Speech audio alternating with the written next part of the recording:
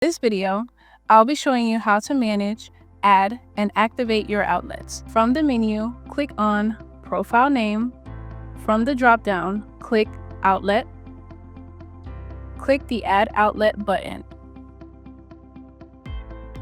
Fill and complete the form with the details of the outlet. If you would like to set a manager for the outlet, at the bottom of the form, click the checkbox that says Set Manager for Outlet.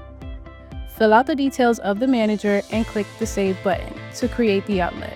If you do not want to set a manager for the outlet, simply click the Save button to create the outlet.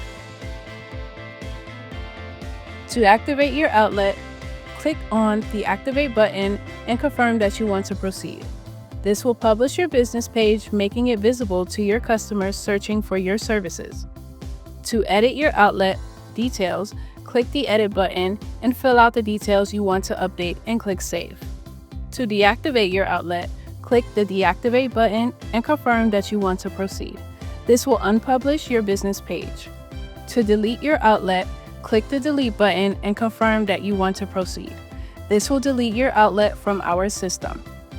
If you have multiple outlets and would like to switch to an outlet to manage it, click the Switch button next to the outlet you would like to switch to.